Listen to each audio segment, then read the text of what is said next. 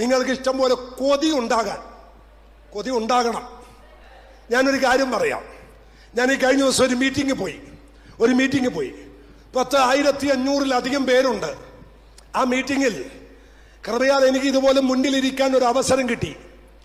ആ ദൈവദാസൻ പ്രസംഗിച്ചുകൊണ്ടിരിക്കുമ്പോൾ, സിമ്പിളായിട്ട് വചനം പ്രസംഗിച്ചുകൊണ്ടിരിക്കുമ്പോൾ ഒരമ്മ 12 വയസ്സുള്ള, ജനിച്ചിട്ട് ഇന്ന് വരെ കണ്ണില്ലാത്ത, കൺതടമില്ലാത്ത, കൺപോളയില്ലാത്ത ഒരു കുഞ്ഞിനെയും കൊണ്ട് അമ്മ നേരെ കയറി വന്നിട്ട് പാസ്റ്ററോട് പറഞ്ഞു, പാസ്റ്റർ പ്രസംഗിച്ചില്ലേ വേദപുസ്തകത്തിൽ കുരുട്ട് കണ്ണ് തുറക്കുമെന്ന്?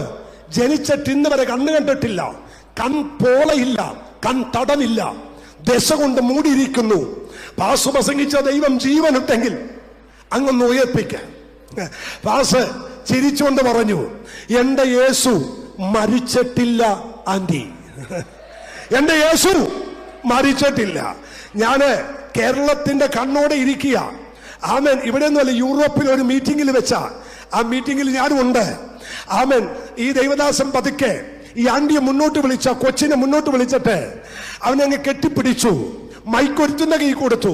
2 കൈയും ആ കൺതടത്തിൽ വെച്ചിട്ട് ഇങ്ങനെ പറഞ്ഞു, യേശുപ്പച്ച അങ്ങയുടെ വചനം പറയുന്നു കുരുട്ട് കണ്ണ് തുറക്കുമെന്ന്, ഞാനും വിളിച്ചു പറയുന്നു കുരുട്ട് കണ്ണ് തുറക്കുമെന്ന്.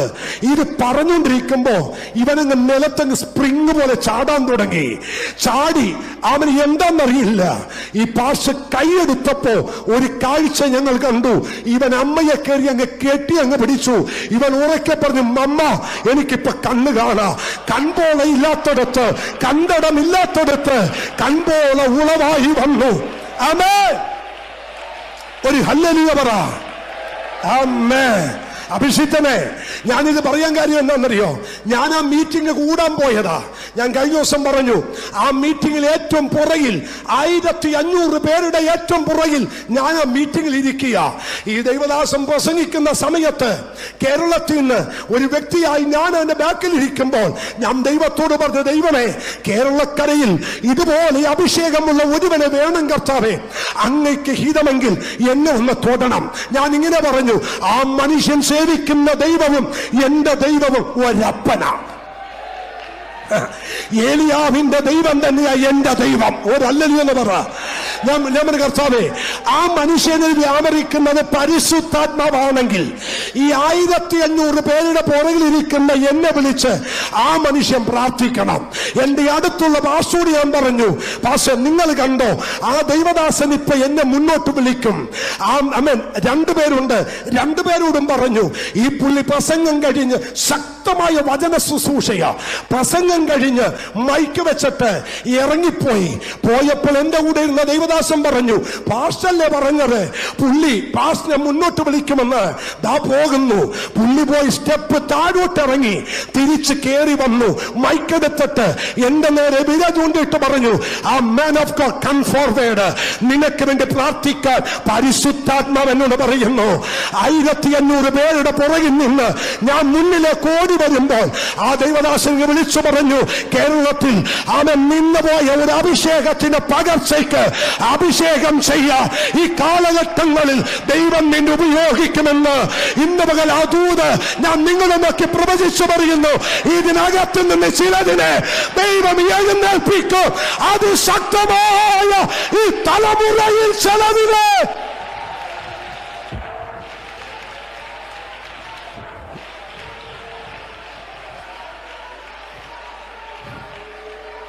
എഴുന്നേറ്റേ പറ്റൂ. അച്ഛാ, എനിക്ക് വിദ്യാഭ്യാസമില്ല. ഞാൻ സ്കൂളിൽ ആദ്യം പോയിട്ടില്ല. ഞാൻ മുക്കുവനാ. ഞാൻ 9ാമത്തെ വയസ്സ് തൊട്ട് മീൻ പിടിക്കാൻ പോയ മുക്കുവനാ കടലിൽ. ഞാൻ പഠിക്കാൻ പോയിട്ടില്ല. എനിക്ക് എന്റെ പേര് BIJ എന്ന് എഴുതാൻ അറിയത്തില്ല. എനിക്ക് സ്കൂൾ സർട്ടിഫിക്കറ്റ് ഇല്ല.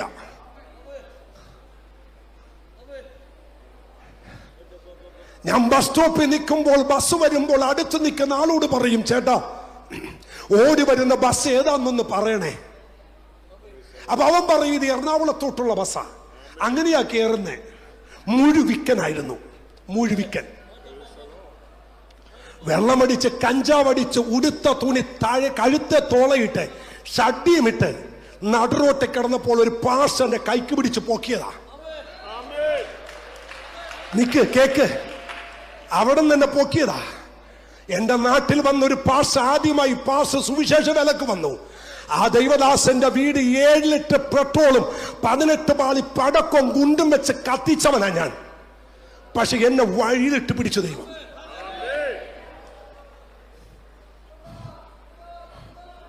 ആ ദൈവദാസൻ എന്നെ വീട്ടിൽ കൊണ്ടുപോയി, പ്രാർത്ഥിച്ചു. എന്റെ ശരീരത്തുനിന്ന് ദുരാത്മാക്കൾ ഇറങ്ങി. പക്ഷെ എന്നോട് ഒരാൾ എടാന്ന് വിളിച്ചാൽ അവന്റെ വീട്ടിൽ ചെന്ന് എടാന്ന് ചോദിച്ച് അവനെ തല്ലാതെ ഞാൻ പോരത്തില്ല. കണ്ണൂർ ജയിലിലിട്ട് ഈ ശരീരം മുഴുവൻ പോലീസുകാർ കയറി ഇറങ്ങിയതാ. ഇതിനകത്തൊരു നല്ലെല്ലില്ല, അതുപോലെ ചവിട്ടിക്കൂട്ടിയതാ. പക്ഷെ വഴി കിടന്ന് എന്നെ പോക്കി ആ മനുഷ്യൻ വീട്ടിൽ കൊണ്ടുപോയി. യേശുവിനെ കുറിച്ച് പറഞ്ഞാ, യേശുവിനെ രക്ഷകനും കർത്താവുമായി സ്വീകരിച്ചു. 94 യേശുവിനെ രക്ഷകനായി സ്വീകരിച്ചപ്പോ ഞാനൊരു കാഴ്ച കണ്ടു. യേശുവിന്റെ ക്രൂശ് മരണം. ആ കാഴ്ച കണ്ട് താഴെ എഴുന്നേറ്റ് പറഞ്ഞു, കർത്താവേ എന്നോട് ക്ഷമിക്കണേ. ഈ കൈ കൊണ്ട് 3 പ്രാവശ്യം എന്റെ അപ്പനെ കൊല്ലാൻ പിടിച്ചു. ഒരു പ്രാവശ്യം അപ്പൻ ചത്തു, ബോധം പോയി, താഴെ വീണു, അനക്കമില്ല, നാടുവിട്ടു. രാജീവ് ഗാന്ധി വെടികൊണ്ട് മരിക്കുമ്പോ തമിഴ്നാട്ടിൽ ഞാൻ അപ്പനെ കൊന്നിട്ട് ഒളിവിലിരിക്കുക. ഒരാഴ്ച കഴിഞ്ഞപ്പോ കൂട്ടുകാരൻ വിളിച്ചു, ഞാൻ ചത്തട്ടില്ലടാ, നിന്റെ അപ്പം മടങ്ങി വാ. 5 ചേട്ടന്മാരുടെ വിവാഹം നടന്നു, എന്നെ അറിയിച്ചില്ല. അത്രയും പോക്ക് കേസ്. പക്ഷെ എന്റെ അപ്പൻ എന്നെ തൊട്ടു. ഒരു ഹല്ലേലൂയ പറ. ഞാൻ പറയാറുണ്ട്, ആരെങ്കിലുമൊക്കെ ഞാൻ ഈ ചാടുന്നതും ബഹളം ഉണ്ടാക്കുന്ന കാണിക്കുമ്പോ എന്തിനാണോ ഇത്രയും ചാടുന്നത്? എന്നെ വിടുവിച്ച വിടുതൽ ഓർത്താൽ ഇത്രയും ചാടിയാ പോരാ. ഹല്ലേലൂയ. എന്നെ രക്ഷിച്ച എന്റെ ദൈവത്തിന്റെ കാരുണ്യ ഓർത്താ ഇത്രയും ശബ്ദമിട്ട പോരാ. ഇതിനകത്ത് തുള്ളി ചാടണം. ഹല്ലേലൂയ.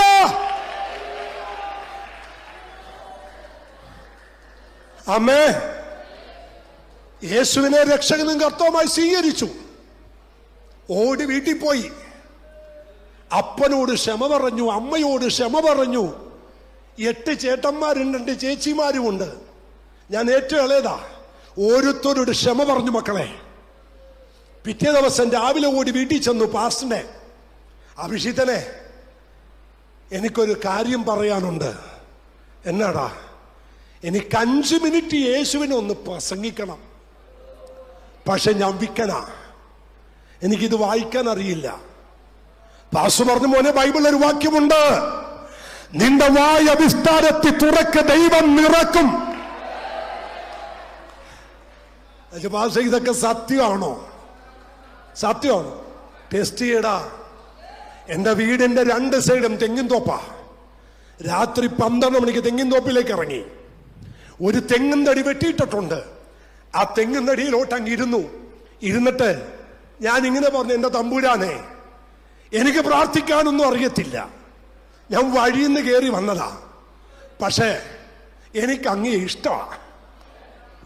എനിക്ക് അങ്ങയെ ഇഷ്ടമാ. എനിക്ക് അങ്ങയെ കുറിച്ച് 5 മിനിറ്റ് ആരോടെങ്കിലും പറയണം. ആരും എന്നോട് പറയുക എഴുന്നേറ്റ് നിൽക്കാൻ. അച്ഛാ, ഞാൻ എഴുന്നേറ്റ് നിന്നു. അച്ഛാ, ഒരു കാറ്റ് എൻ്റെ മേൽ അടിച്ചട്ടെ, എന്നെ പോക്കിയെടുത്ത മീറ്ററുകൾക്ക് അപ്പുറം കൊണ്ട് താഴെ കിട്ടും. എൻ്റെ കാല് തീ പിടിച്ചു, എൻ്റെ കൈകളെ തീ പിടിച്ചു. ആ പറമ്പിക്കടന്ന് ഞാൻ അന്യഭാഷയിൽ ആരാധിക്കാൻ തുടങ്ങി. അന്യഭാഷ പറഞ്ഞുകൊണ്ടിരിക്കുമ്പോൾ ഒരു ദൈവശബ്ദം, ഞാൻ നിന്നെ സൗഖ്യമാക്കുന്ന കർത്താവ്. അന്ന് എൻ്റെ നാവിൻ്റെ കെട്ട് പൊട്ടിയതാ. ഇന്ന് വരെ വിക്കിയിട്ടില്ല, ഇന്ന് വരെ വിക്കുണ്ടായിട്ടില്ല. അതുകൊണ്ടാ പറഞ്ഞത്, എന്റെ ദൈവം സൗഖ്യത്തിന്റെ ദൈവമാ, എന്റെ ദൈവം സൗഖ്യദായകനാ. ചതഞ്ഞ ഓട ഓടിക്കാത്തവൻ പുകയുന്ന തിരിയെ. അമ്മേ, ഒരു ഹല്ലേലൂയ ഉറക്കെ പറ. അച്ഛാ, എന്നോട് ആര് പറയുന്നു ഓടിച്ചെന്ന് ബൈബിൾ വായിക്കാൻ? ഞാൻ വീട്ടിൽ ചെന്നു. ഓടിച്ചെന്ന് വേദപുസ്തകം തുറന്നു. പുറപ്പാട് 3-ാം അധ്യായം കിട്ടി. പച്ചവെള്ളം പോലെ വായിക്കാൻ തുടങ്ങി. അന്ന് വായിച്ചത് ഇന്ന് വരെ നിർത്തിയിട്ടില്ല. എന്റെ കൂടെ വെള്ളമടിച്ചവനും കഞ്ചാവടിച്ചവനും ഒക്കെ ഞാൻ മുക്കി. സ്വതന്ത്രം. ആ ഫോട്ടോ വെച്ച് ഏകദേശം 5600 പേരെ ഞാൻ സ്നാനപ്പെടുത്തി. സ്വതന്ത്രം. ഫോട്ടോ വെച്ച് ആമേൻ. ഫോട്ടോ വെച്ച് എന്ന് പറയുന്ന സ്ഥലത്ത് നമ്മുടെ ചർച്ച് നിൽക്കുന്നതിന്റെ റോഡ് അവിടുത്തെ കൊച്ചിൻ കോർപ്പറേഷൻ ചർച്ച് റോഡെന്ന് പേര് മാറ്റി. കേരളത്തിന്റെ പെന്തക്കോസ്തിന്റെ ചരിത്രത്തിൽ നടക്കാത്തത് ദൈവം ഞങ്ങൾക്ക് വേണ്ടി ചെയ്തു. ഇന്ന് പകലിൽ ഈ പുസ്തകം പിടിച്ച് കിഴവിക്കഥ പ്രസംഗിക്കാൻ വന്നതല്ല, അനുഭവത്തിലാ പറയുന്നത്. ഈ അഭിഷേകത്തെ നിറഞ്ഞ്, ഈ ദൈവശക്തി വ്യാപിച്ച്, ഈ ദൈവകൃപയാകി വന്ന് ആള് മാറിയതുപോലെയാണ്. തിമോത്തിയോസ് നല്ലൊരു യൗവനക്കാരനാണ്, നല്ലൊരു ചെറുപ്പക്കാരനാണ്. മാത്രമല്ല, തിമോത്തിയോസും പൗലോസും തമ്മിൽ ഒരാഴമായ ബന്ധമുണ്ട്.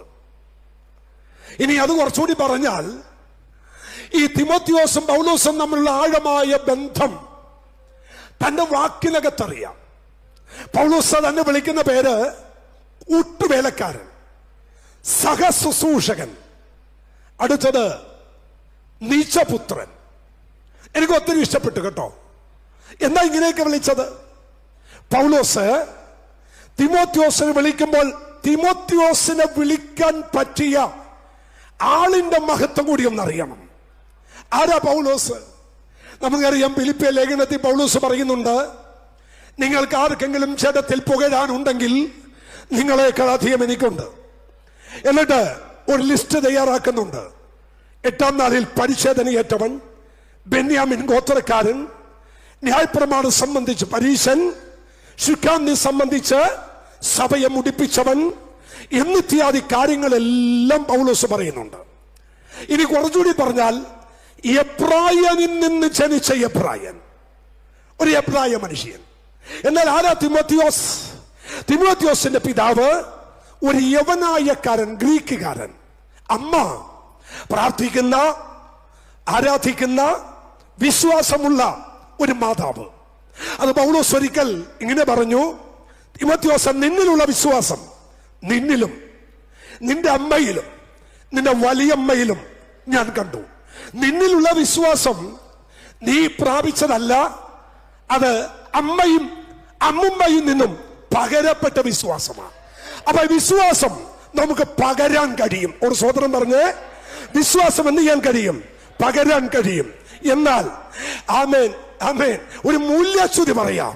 പെന്തക്കോസ്തിലെ നമ്മുടെ വിശ്വാസം നമ്മുടെ തലമുറയിലേക്ക് പകരാൻ തലമുറ ദൈവകൃപയിലില്ല. ഒരു സ്വതന്ത്രം ചെയ്യാൻ പറ്റുമോ? നമ്മുടെ വിശ്വാസം തലമുറയിലേക്ക് പകരാൻ ആലയത്തിനകത്ത് തലമുറകളില്ല, യൗവനക്കാരില്ല. എന്നാൽ ഇന്ന് പകൽ ആത്മാവിൽ ഞാൻ പറയാ, എന്നും നടക്കുന്ന ഒരു ഉപവാസം പോലെ ഒരു മിനിസ്റ്ററെ വിളിച്ചുകൊണ്ട് വന്ന് ഒരു പ്രസംഗം കേട്ട് മാർക്കിട്ട് പോകാൻ ഈ ഉപവാസം എടുക്കരുത്. തലമുറയെ പിടിക്കുന്നതില് അറസ്റ്റ് ചെയ്യാൻ ദൈവസത്യ വ്യാപരിക്കണം. ഒന്ന് ശ്രദ്ധിക്കണേ. ഞാൻ വളരെ ക്ഷമയോടും സാവധാനത്തോടെ പറയാം കേട്ടോ. എന്റെ തലമുറയെ പിടിച്ചോണ്ട് പോകുന്ന, എന്റെ തലമുറയെ അന്യത്തിലേക്ക് കൊണ്ടുപോകുന്ന പൈശാചിക മണ്ഡലത്തോട് വെക്കടാവണമെന്ന് പറയാൻ അധികാരം ഏറ്റെടുക്കുന്ന ഉപവാസമാകണം ഈ ഉപവാസം.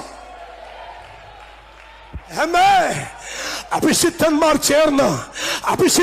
ചേർന്ന് കല്യാണ മണ്ഡപത്തിനകത്ത് കൈപിടിപ്പിച്ച്, ഇന്ന് മംഗല്യം പാടി കൈപിടിപ്പിച്ച് പ്രാർത്ഥിച്ച് അനുഗ്രഹിക്കേണ്ട ദൈവദാസന്മാരുടെ തലമുറ അവൻ ദൈവകൃപ വിട്ട് അന്യജാതിയുടെ കൂടെ പോയി വിവാഹം കഴിച്ച് പിന്മാറിപ്പോകുന്നതിന്റെ കാര്യം എന്നാണെന്നറിയാമോ?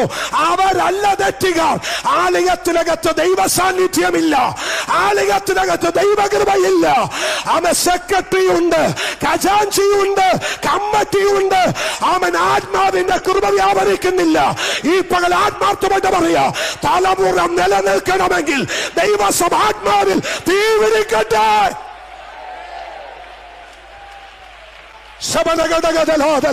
മതിയാക്ക്, മതിയാക്ക്, ഈ കണ്ണന പ്രസംഗം മതിയാക്ക്. ഇന്ന് പകൽ ആത്മാവിൽ ഞാൻ പറയുന്നു, എത്രയൊക്കെ തന്റെ ഇടമുണ്ട്. എന്റെ തലമുറയെ തുടരുത് പറയാൻ ചങ്കൂറ്റമുള്ള ദൈവമക്കൾ ഇതിനകത്തുനിന്ന് എഴുന്നേക്കണം. എന്റെ തലമുറയെ തുടരുത്. എന്റെ ആലയത്തിനകത്തുള്ള ഒരു തലമുറയെ തുടരുത്. അമ്മേ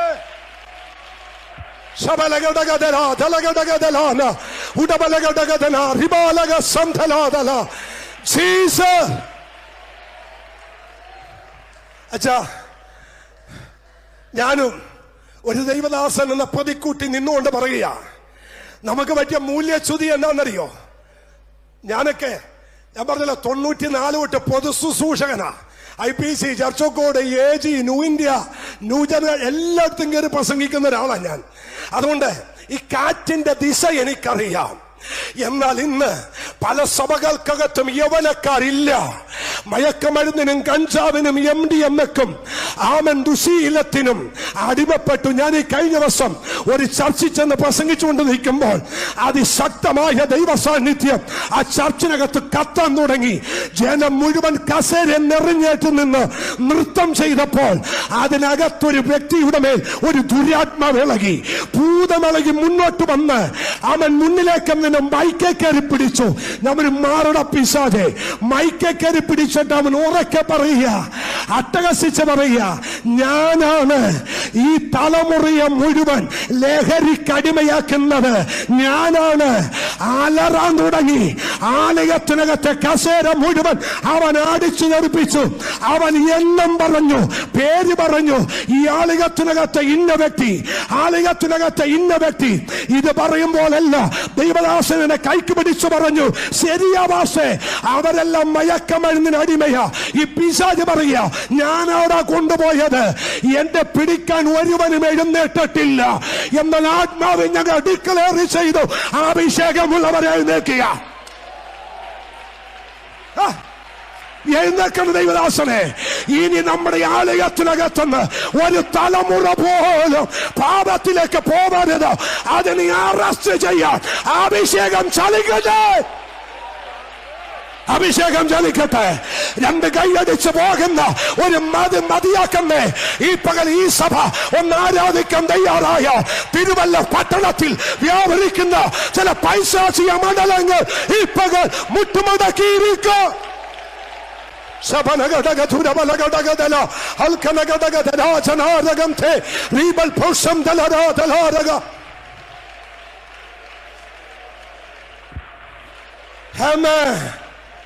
Hallelujah, hallelujah, hallelujah. തിരിച്ചു പിടിച്ചേ പറ്റൂ, തിരിച്ചു പിടിച്ചേ പറ്റൂ.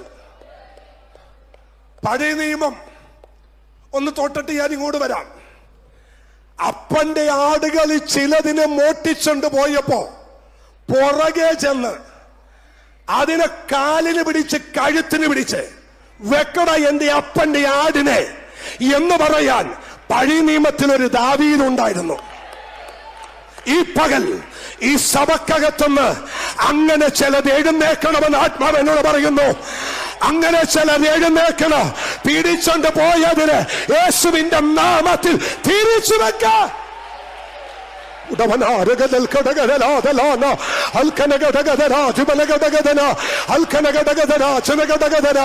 എന്നെ ദൈവാത്മാവ് കാഴ്ച കാണിക്കുന്നു. ഒരടപ്പിനകത്ത് വിറക് കൂട്ടിയിട്ട് തീ കത്തിക്കുന്നത് പോലെ ഈ പകൽ ഇതിനകത്ത് ഒരു തീ കത്താൻ പോകുക. ഇതിനകത്ത് ഒരു തീ കത്താൻ പോകുക. ആത്മാവിന്റെ തീ, ആത്മാവിന്റെ തീ. Ribanaba Santala Talaga Tala Udachana Talaga Sitala Ribal Powdabal Kadagandala.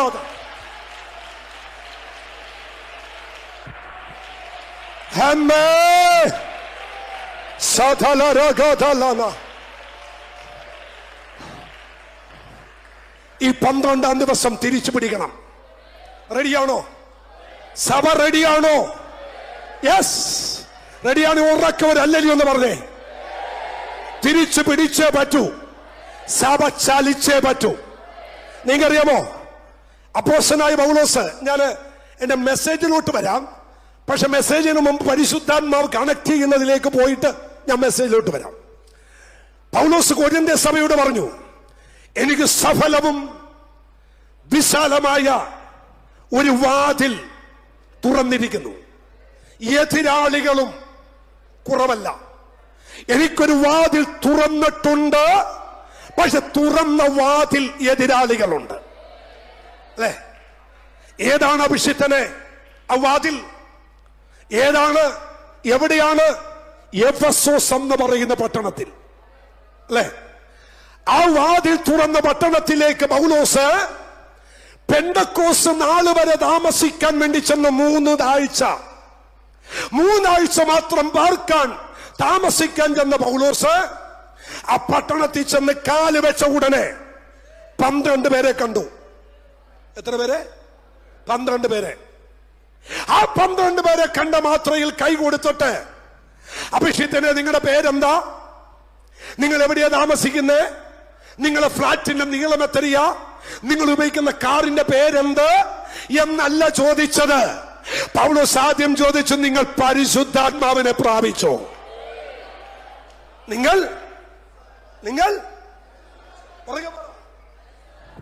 ആ ശബ്ദമേ ഉള്ളൂ, ഉറക്കെ പറ.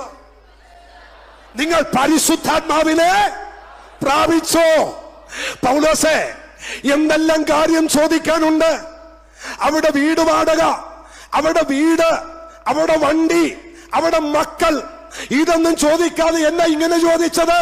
പൗലോസ് പറയും, ഞാന് ത്രോവാസിൽ വെച്ച് ഒരു ദർശനം കണ്ടു. എന്താണ് ആ ദർശനം?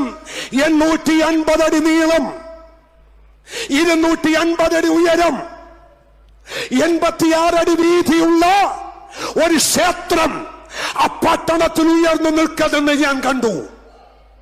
ആ പട്ടണത്തിനകത്ത് വെള്ളക്കല്ലിൽ കൊത്തിയെടുത്ത തല സ്ത്രീ രൂപം, ശരീരം മുഴുവൻ മത്സ്യകന്യകയുടെ രൂപമുള്ള അർട്ടിമിസ് ദേവത, ആസിയ മുഴുവൻ ഭരിക്കുന്ന ഒരു ശക്തി ആ പട്ടണത്തിലുണ്ടെന്ന് ഞാൻ കാണുന്നു.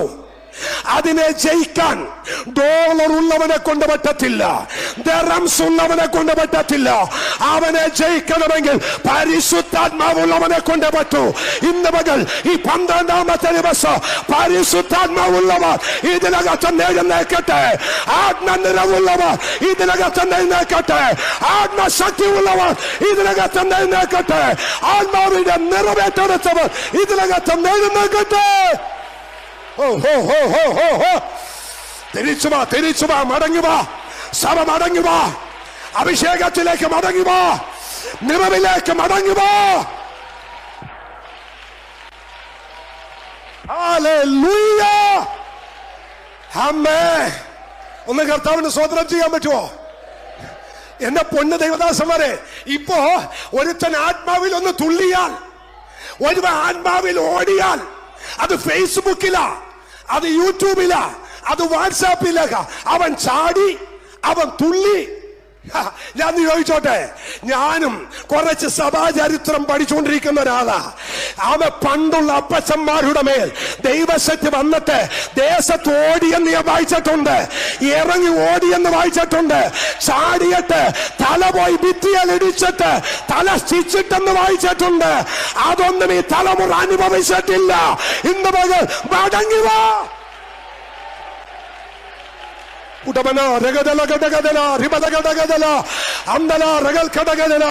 12ാമത്തെ ദിവസം ഈ ആലയത്തിന്റെ അന്തരീക്ഷം ആത്മാവ് കയ്യേറ്റം ചെയ്യാൻ പോകുക. ആത്മാവ് കയ്യേറ്റം ചെയ്യാൻ പോകുക. ആരാധിക്കേണ്ടവർ ആരാധിച്ചു, കൃപ ഏറ്റെടുക്കേണ്ടവർ കൃപ ഏറ്റെടുത്തു. ആമേൻ, ആമേൻ, ആമേൻ, ആമേൻ.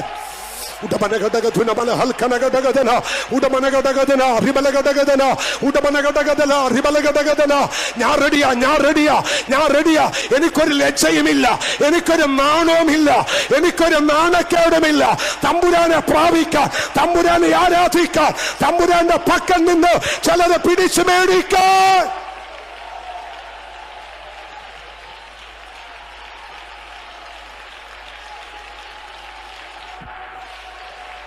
പരിശുദ്ധാത്മാവേ, പരിശുദ്ധാത്മാവേ, പരിശുദ്ധാത്മാവേ, പരിശുദ്ധാത്മാവേ, പരിശുദ്ധാത്മാവേ.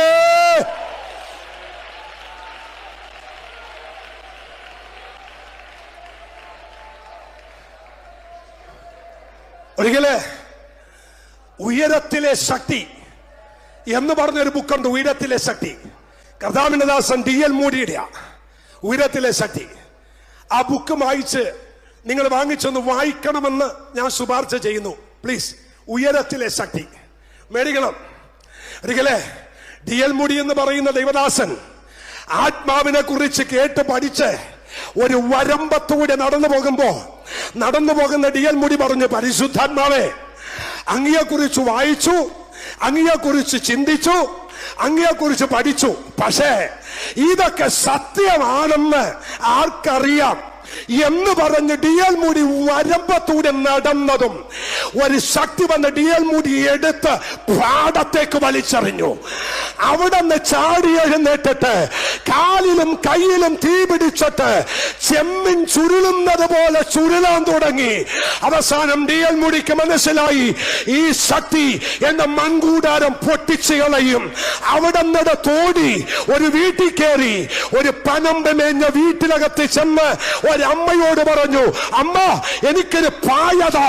ഒരു പായ കൊടുത്തു. പായലേക്ക് കമന്ന് വീണ് പറഞ്ഞു, ദൈവമേ, പരിശുദ്ധാത്മാവേ, ഈ ശക്തി ഒന്ന് കുറച്ചതാ, ഈ അഭിഷേകം ഒന്ന് കുറച്ചതാ. ഇന്ന് പകൽ ആഗ്രഹിക്കുന്ന ഒരുത്തനുണ്ടെങ്കിൽ ഈ ആലയത്തിനകത്ത് ആ തീ നിന്റെ മേൽ കത്താൻ പോകുക. ഓ ഹോ ഹോ ഹോ ഹോ ഹോ ഹോ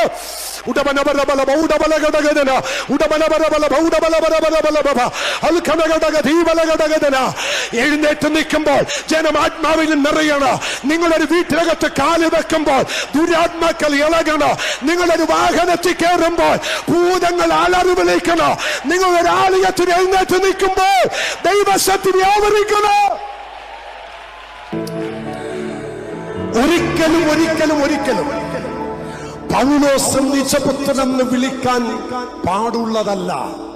കാരണം പൗലോസും തിമോത്തിയോസും തമ്മിൽ ഒരുപാട് അന്തരമുണ്ട്, അല്ലേ? പൗലോസ് എവിടെ കിടക്കുന്നു, തിമോത്തിയോസ് എവിടെ കിടക്കുന്നു? എന്നിട്ടും കൂട്ടുവേലക്കാരൻ എന്ന് വിളിക്കാൻ കാണിച്ച ആർജവത്വത്തിനായിട്ട് ഞാൻ സ്തോത്രം ചെയ്യുന്നു. അച്ഛാ, ഇതിലൊക്കെ തിടിയേണ്ടത് പുറത്തെ ചുമരല്ല, അകത്തെ ചുമരിടിയണം. ഒരു സ്തോത്രം പറഞ്ഞേ. കറുത്തവനെ കണ്ടാൽ തോളെ കൈയിടാനും, കഴിവില്ലാത്തവനെ കണ്ട കൂട്ടുപിടിക്കാനും, ഗുണവും മണവും പണവും ഇല്ലാത്തവനെ കണ്ട സഹോദരൻ എന്ന് വിളിക്കാനും പെന്തക്കോസ്തിനകത്തൊരു ആർജവത്വം ഉണ്ടാകണം. ചേർത്ത് പിടിക്കാൻ ഒരു ദൈവദാസൻ ഉണ്ടെങ്കിൽ വളർത്താൻ ഒരു ദൈവമുണ്ട്. കഴിവില്ലാത്തവനെയും കഴിവ് കുറഞ്ഞവനെയും നിറമുള്ളവനെയും നിറമില്ലാത്തവനെയും എല്ലാത്തിനെയും ചേർത്ത് പിടിക്കാൻ ഈ സഭ തയ്യാറാണെങ്കിൽ ഇതിനകത്തുനിന്ന് ശക്തന്മാർ പുറത്തു വരും. ഒരു ഹല്ലേലൂയ പറ. തിമോത്തിയോസും പൗലോസും തമ്മിലുള്ള അവസാനത്തെ ബന്ധമില്ലാന്നറിയാമോ? പൗലോസ്ലീഗ റോമൻ കാരാഗൃഹത്തിൽ കിടക്കുമ്പോ ആരെങ്കിലും പൗലോസിനെ വന്ന് കാണണമെന്ന് ആഗ്രഹിച്ചെങ്കിൽ അത് തിമോത്തിയോസ. കാരാഗൃഹത്തിൽ കിടന്നുകൊണ്ട് പൗലോസ് ലെറ്റർ എഴുതി, എന്റെ പൊന്നുമകനെ തിമോത്തിയോസേ, ഓടിവാടാ, അപ്പന് തണുപ്പുകൊണ്ട് വയ്യടാ, പോരുമ്പോളെ ആ ചർമ്മലിഖിതം പുതപ്പും കൂടി കൊണ്ടുവരണേ, അസാധാരണ തണുപ്പാ മോനെ, കൃപയാൽ ആ തടവറയും അതുമൊക്കെ പോയി കാണാൻ എനിക്കുമൊക്കെ ഭാഗ്യം ചെയ്തിട്ടുണ്ട്. സഹിക്കില്ല, കൊച്ചി ഭാഷ പറഞ്ഞ പെറ്റ തള്ള സഹിക്കത്തില്ല. ആ തടവറയൊക്കെ നിങ്ങൾ കണ്ടാൽ കടത്തീരത്ത് നിന്നും 10-21 മീറ്റർ മാത്രമേ ഉള്ളു ഭാഷേ. ആമൻ കരയിൽ നിന്നും, ആമൻ ഭൂമിയുടെ ലെവലിൽ നിന്നും പാറയുടെ അടിയിലേക്ക് വെട്ടിയെടുത്ത ആ തടവറ ഇന്നും ഉണ്ടവിടെ. ഇതുപോലെ വെന്റിലേറ്റർ ഫിറ്റ് ചെയ്തിട്ടുണ്ട്. അതിനകത്തേക്ക് കടൽ കാറ്റടിച്ചിറങ്ങി വരുന്ന മഞ്ഞുണ്ടല്ലോ, ആ ഗുഹക്കകത്തേക്ക് വന്നു വീഴുമ്പോൾ ആരോഗ്യ ദൃഢഗാത്രന്മാർ പോലും അസ്ഥി കൊച്ചുന്ന തണുപ്പത്തും മരിച്ചു വീഴും. അവിടെ കിടന്നുകൊണ്ട് പൗലോസ് ഒരു കല്ലുരുട്ടി സൂര്യൻ തലയ്ക്ക് മീതെ വരുമ്പോൾ ആ വെളിച്ചത്തിൽ ലേഖനം എഴുതി, കർത്താവിൽ എപ്പോഴും സന്തോഷിപ്പിൻ എന്ന് പറഞ്ഞു. അവിടെ കിടന്നുകൊണ്ട് ലേഖനം എഴുതി തിമോത്തിയോസിന്. തിമോത്തിയോസ് വേഗം വാ. തിമോത്തിയോസ് വന്നു മക്കളെ, വന്നു. ഒരു വൈകിട്ട് 4-5 ഇടയ്ക്ക് റോമൻ കാരാഗൃഹത്തിന്റെ വാതിക്കൽ തിമോത്തിയോസ് എത്തി. പാറാവുകാരനോട് പറയുന്നു, സാർ എന്നെ അകത്ത് പോകാൻ സമ്മതിക്കണം. ആരെയാ കാണേണ്ടത്? എനിക്ക് പൗലോസ് എന്ന മനുഷ്യനെ കാണണം. നിന്റെ പേരെന്താ? എന്റെ പേര് തിമോത്തിയോസ്. പാറാവുകാരൻ ചോദിച്ചെന്നാ പറയുന്നത്, നിന്റെ പേരാണോ തിമോത്തിയോസ്? അതെ. സാറിന് എങ്ങനെ അറിയാം? എനിക്കറിയാം നിന്നെ.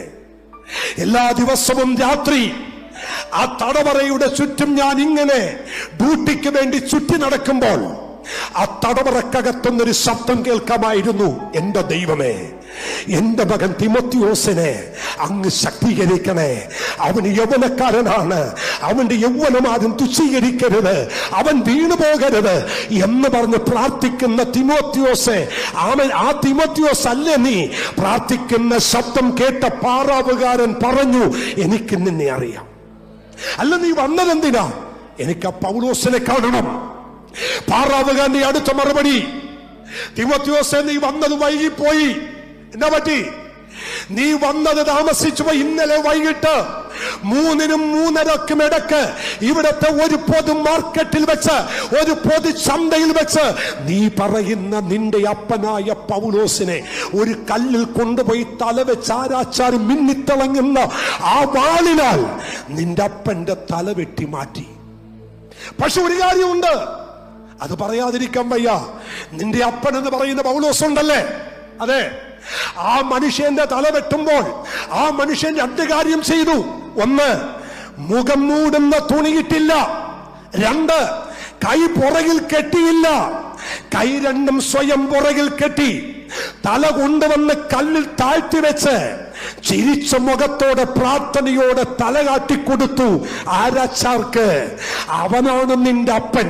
പൗലോസിനെ മരിച്ചു എന്ന് കേട്ട ഉടനെ തിമോത്തിയോസിന്റെ കയ്യിലിരുന്ന പാണ്ടക്കെട്ട് താഴെ വന്ന് ഉരുണ്ടുപോയെന്ന് ചരിത്രം പറയുന്നു. അതാണ് തിമോത്തിയോസ്. ആ തിമോത്തിയോസിനോട് ഈ 2-ാം അധ്യായത്തിൽ 7 ക്രിസ്ത്യൻ കോളിങ്ങിനെ കുറിച്ച് പൗലോസ് പറഞ്ഞു. തിമോത്തിയോസേ, നിന്റെ വിളി ചെറുതല്ല, നിന്റെ വിളി ചെറുതല്ല. നിന്റെ മേലൊരു വിളിയുണ്ട്. നീ അസാധാരണ വിളിയുള്ളൊരു മനുഷ്യനാ. ഈ കാലഘട്ടത്തിൽ നീയായി മാറണമെങ്കിൽ, നിന്റെ മേൽ അഭിഷേകം ശക്തമാകണമെങ്കിൽ, കുഞ്ഞെ, നിന്റെ വിളി എന്തെന്ന് നീ മനസ്സിലാക്കണം. ഒരു സ്വതന്ത്രം പറയാൻ പറ്റുമോ? ഞാന് ഈ ഭാഗം പറഞ്ഞ് ഞാനിവിടെ അവസാനിപ്പിക്കും. ഒന്ന് പറയാം, തിമോത്തിയോസിനോട് പറഞ്ഞ 7 ക്രിസ്ത്യൻ കോളിംഗ് ആണ് 2-ാം അധ്യായം 1 മുതൽ 24 വരെയുള്ള വാക്യം. ദൈവമക്കളെ, നാം നമ്മുടെ വിളി മനസ്സിലാക്കിയാൽ ആളും മാറും. ഒരു സ്വതന്ത്രം പറയാൻ പറ്റുമോ? നിങ്ങളെയും എന്റെയും വിളി എന്തെന്ന് മനസ്സിലാക്കിയാൽ നിങ്ങളുടെ ഒരു ഹല്ലേലൂയാക്ക് വ്യത്യാസം വരും. മനസ്സിലായില്ലല്ലേ? ഞാനും നിങ്ങളും ആരാന്ന് നമ്മുടെ മേലെ വിളി എന്താന്ന് മനസ്സിലായാൽ ഒറ്റ ഹല്ലേലൂയ മതി, അതിനകത്തൊരു ജീവൻ വ്യാപരിക്കും. 2 കാര്യം കൂടി പറയാൻ സമയമുള്ളൂ. ഇന്ത്യയുടെ പ്രൈം മിനിസ്റ്ററായ ജവഹർലാൽ നെഹ്റു ഇന്ത്യയുടെ ഭരണം ആരംഭിച്ചപ്പോ, ക്രിസ്ത്യാനിറ്റി ശക്തമായി വളർന്നുകൊണ്ടിരിക്കുന്ന സമയത്ത് എങ്ങനെയെങ്കിലും ഇതിനൊന്ന് പിടിച്ചൊതുക്കണം, പിടിച്ചു കെട്ടാൻ കാര്യങ്ങൾ കണക്കൂട്ടി ചെയ്യുമ്പോൾ അന്നത്തെ പ്രൈം മിനിസ്റ്റർ പറഞ്ഞു, വെയിറ്റ്, ഈ ക്രിസ്ത്യാനിറ്റിയെ കുറിച്ചൊന്ന് പഠിക്കട്ടെ. പഠിച്ചു വന്ന മനുഷ്യൻ അവസാനം ഒരു സ്റ്റേറ്റ്മെന്റ് എഴുതി. ആ സ്റ്റേറ്റ്മെന്റ് ഇതാണ്: ക്രിസ്ത്യാനികളെ ഉണർത്തരുത്, അവർ ഉറങ്ങുന്ന സിംഹമാണ്. മനസ്സിലായവർക്കായി സ്തോത്രം. ഇന്ത്യയുടെ ചരിത്ര ലിപികളിൽ എഴുതപ്പെട്ട പ്രൈം മിനിസ്റ്ററിന്റെ സ്റ്റേറ്റ്മെന്റ്, ക്രിസ്ത്യാനിയെ ഉണർത്തരുത്, അവൻ ഉറങ്ങുന്ന സിംഹമാ. അവർ ഉറങ്ങിക്കോട്ടെ, ഉറങ്ങിക്കോട്ടെ. അവരെഴുന്നേറ്റാ ഗർജിക്കും, അവരെഴുന്നേറ്റാ ഗർജിക്കും. അവർ ഗർജിക്കാൻ തുടങ്ങിയാൽ പലതും നാളത്തിനകത്ത് കയറേണ്ടി വരും. ഇന്ന് മുതൽ ഈ പ്രയർ സെന്ററിൽ ദൈവസഭ തിരിച്ചറിയുക, ക്രിസ്ത്യാനിറ്റി കഴുത എന്നല്ല പറഞ്ഞത്, ക്രിസ്ത്യാനിറ്റി അലറുന്ന സിംഹമാണ്.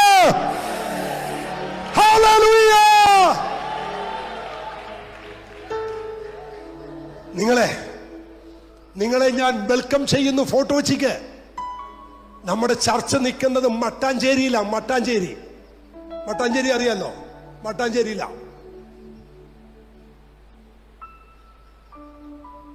കത്തിവെച്ചു, കൊല്ലാൻ നോക്കി, ആലയം കവർച്ച ചെയ്തു. പക്ഷെ അവിടെ തന്നെ ദൈവം നിർത്തി. ഒരു സ്വതന്ത്രം പറഞ്ഞേ. പൗലോസിന്റെ റോമാലേഖനത്തിലെ ചോദ്യം 8:31, ഇത് സംബന്ധിച്ച് നാം എന്ത് പറയേണ്ടു? ദൈവം നമുക്ക് അനുകൂലമെങ്കിൽ പ്രതികൂലമാര. ഒരല്ലല്ലോ ഉറക്കെ പറ. ദൈവം അനുകൂലമെങ്കിൽ പ്രതികൂലം ഒരു മനുഷ്യനുമില്ല. അവിടെ തന്നെ ദൈവം നമ്മൾ നിർത്തി. നമ്മുടെ വിളി മനസ്സിലാക്ക്. ഇന്ന് അവിടുത്തെ പൊളിറ്റിക്കൽ ലീഡേഴ്സ് എലക്ഷന് നിൽക്കുന്ന മുമ്പ് പ്രാർത്ഥിക്കുന്നത് നമ്മുടെ പള്ളി വന്ന മട്ടാഞ്ചേരിയിലെ സകല മുസ്ലിങ്ങളും ബോട്ടും ഷിപ്പും അല്ലെങ്കിൽ ഫിഷിംഗ് ബോട്ടൊക്കെ ഉള്ളവരാ. അവിടെ എല്ലാ ഫിഷിംഗ് ബോട്ടും മട്ടാഞ്ചേരി പ്രാർത്ഥിച്ചിറക്കുന്നത് കൃപയാ. ഞാനാ. എന്റെ ഫ്രിഡ്ജിനകത്ത് ചെമ്മീനും മീനും നെയ്മീനും വെക്കാൻ സ്ഥലമില്ലച്ചാ. കാരണം ബോട്ട് മുഴുവൻ പ്രാർത്ഥിക്കുന്ന ഞാനാ. പോയി കിട്ടി ആദ്യം മീൻ കൊണ്ടുവന്ന് നിറയുന്നത് എന്റെ ഫ്രിഡ്ജിനകത്താ. ദൂത് മനസ്സിലായില്ലേ? എന്റെ വിളി എന്താന്ന് മനസ്സിലാക്കിയപ്പോ ഞാൻ പറയണം, ചിലത് സംഭവിക്കണമെങ്കിൽ ഇന്ന് പകൽ ഇതിനകത്തിരിക്കുന്ന ദൈവമക്കൾ, ദൈവദാസന്മാർ അറിയ, നിങ്ങളുടെ വിളി നിങ്ങൾ മനസ്സിലാക്ക്. നിങ്ങളുടെ വിളി സാധാരണ വിളിയല്ലോ.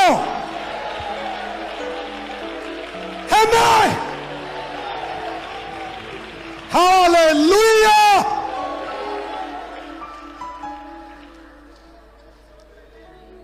The great Alexander, മഹാനായ അലക്സാണ്ടർ 34-35 വയസ്സിനകത്ത് മഹാസമുദ്രത്തെ നോക്കി വെല്ലുവിളിച്ച മനുഷ്യൻ. എന്താ ഇയാൾ ഇങ്ങനെ വെല്ലുവിളിച്ചേ?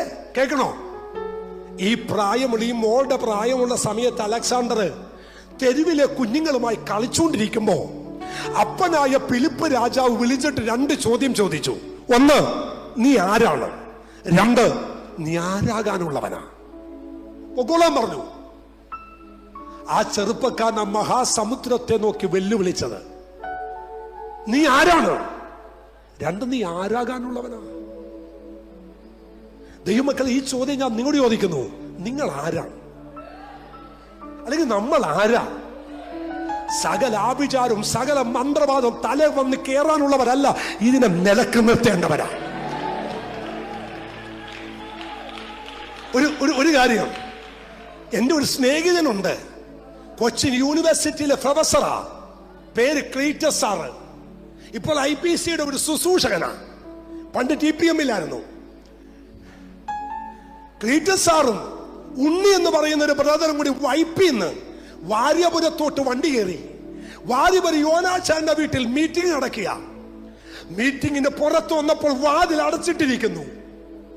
അകത്തോട്ട് കയറാൻ പറ്റാതെ വാതിൽ അടച്ചിട്ടത് കൊണ്ട് വാതിക്ക് നിൽക്കുമ്പോൾ ഈ മോന്റെ പരുവത്തുള്ള ഒരു പെൺകൊച്ചു വന്നിട്ട് പറഞ്ഞു, വൈപ്പിങ്കര എന്ന് വന്ന ക്ലീറ്റസ് സാറല്ലേ? അതെ. പാസ് അകത്തോട്ട് വരാൻ പറഞ്ഞു. അച്ഛൻ ചോദിച്ചു, അതിന് എന്നെ മോക്കെങ്ങനെ അറിയാം? എനിക്കറിയില്ല, അകത്തിരിക്കുന്ന പാസ്റ്റപ്പച്ചൻ അറിയാം. ക്ലീറ്റസ് സാർ അകത്തോട്ട് കയറാതെ പെങ്കൊച്ച് രണ്ടാമത് കൂടെ വന്ന ഉണ്ണിയോടുകൂടി അകത്തോട്ട് എല്ലാം പറഞ്ഞെന്ന്.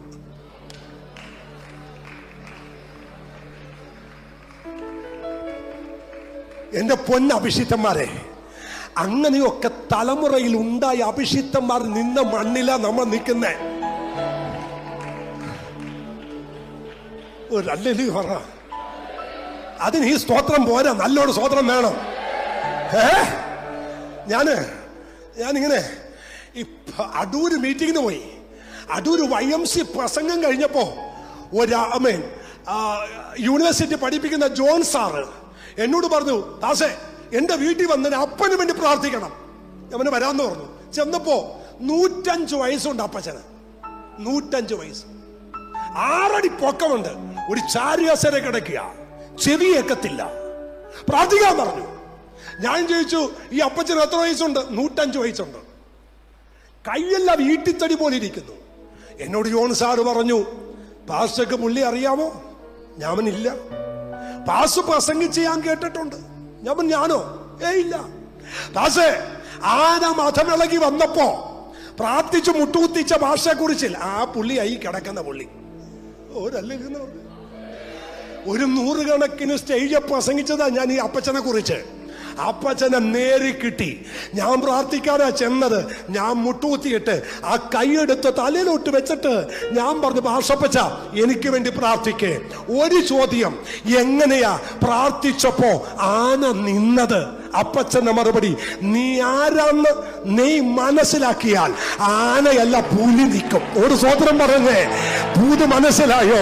നീ ആരാന്ന് നിനക്ക് മനസ്സിലായ, നിന്റെ മേൽ വ്യാപരിക്കുന്ന അഭിഷേകം എന്തെന്ന് നിനക്ക് മനസ്സിലായ, മഹത്വത്തിന്റെ പ്രത്യാശയായ ക്രിസ്തു നിന്റെ ഉള്ളിലുണ്ടെന്ന് നിനക്ക് മനസ്സിലായ, ഇന്ന് മുതൽ ചരിത്രം മാറും.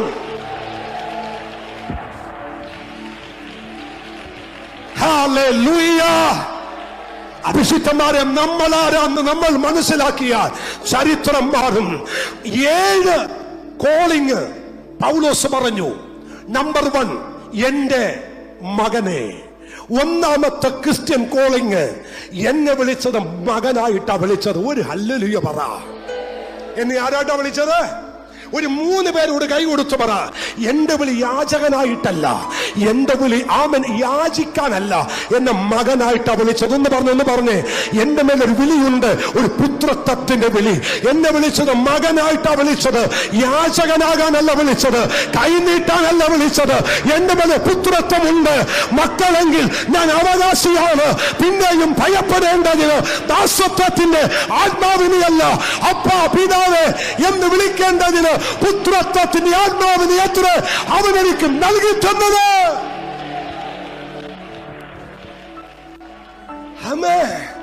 നമ്മുടെ ഒന്നാമത്തെ വിളിയുടെ പ്രത്യേകത ആരാച്ചാ? ഞാൻ പറ, ഞാൻ ആരാ?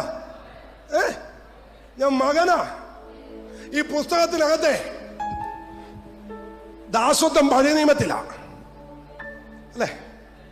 സങ്കീർത്തനം 118:19 വാക്യത്തിലുണ്ട്, യഹോവേ ഞാൻ നിന്റെ ദാസൻ, ദാസിയുടെ നീ എന്റെ ബന്ധനങ്ങളെ അടിച്ചു. പഴയ നിയമത്തിലാ ദാസത്വം, പുതിയ നിയമത്തിൽ ദാസത്വമില്ല. പുതിയ നിയമത്തിൽ ദാസൻ ഇല്ലെന്നേ ഒരു ഹല്ലേലൂയ പറ. ഞാൻ ഈ പുസ്തകം എടുത്തതേ കണ്ണി കണ്ടവന്റെ മുമ്പിൽ കൈനീട്ടാനല്ല. ഞാൻ ദരിദ്രനുമല്ല, ഞാൻ യാചകനുമല്ല, എന്റെ അപ്പന്റെ മകനാ ഞാൻ. ഒരു ഹല്ലേലൂയ പറയുക മക്കളെ. ഞാൻ യാചകനല്ല, ഞാൻ യാചകനല്ല, ഞാൻ യാചകനല്ല. എന്റെ മേലൊരു വിളിയുണ്ട്.